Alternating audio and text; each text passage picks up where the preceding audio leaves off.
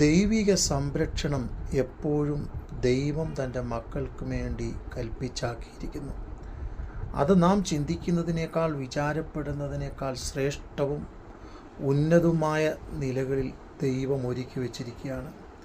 91 സങ്കീർത്തനം 12 വാക്യം, നിന്റെ കാൽ കല്ലിൽ തട്ടിപ്പോകാതിരിക്കേണ്ടതിന് അവൻ നിന്നെ കരങ്ങളിൽ വഹിച്ചുകൊള്ളും. അതെ, കാലുകൾ കല്ലിൽ തട്ടിപ്പോകാതിരിക്കേണ്ടതിന് കരങ്ങളിൽ വഹിക്കുന്ന ദൈവിക സംരക്ഷണം. പലപ്പോഴും ഇതിൻ്റെ വലിമ നമ്മൾക്ക് തിരിച്ചറിയുവാൻ കഴിയാതെ പോകാറുണ്ട്. എന്നാൽ യെശയ്യാ പ്രവചനം 41 അധ്യായം അതിൻ്റെ 10 വാക്യം, നീ ഭയപ്പെടേണ്ട, ഞാൻ നിന്നോട് കൂടെയുണ്ട്. ഭ്രമിച്ചു നോക്കേണ്ട, ഞാൻ നിൻ്റെ ദൈവമാകുന്നു. ഞാൻ നിന്നെ ശക്തീകരിക്കും, ഞാൻ നിന്നെ സഹായിക്കും. എൻ്റെ നീതിയുള്ള വലങ്കൈ കൊണ്ട് ഞാൻ നിന്നെ താങ്ങും. അതെ, ദൈവം പറയുകയാണ്, ഞാൻ നിന്നോട് കൂടെയുണ്ട്. ഭ്രമിച്ചു നോക്കേണ്ട, ഞാൻ നിൻ്റെ ദൈവമാകുന്നു. മാത്രമല്ല, എൻ്റെ നീതിയുള്ള വലങ്കൈ കൊണ്ട് ഞാൻ നിന്നെ താങ്ങും.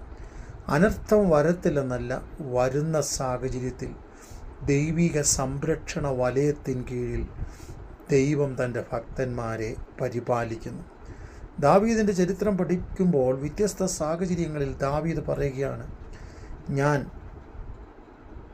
കാലടി വയ്ക്കേണ്ടതിന് നീ വിശാലത വരുത്തി, എൻ്റെ നരിയാണിയെ വഴുതുവാൻ സമ്മതിച്ചില്ല.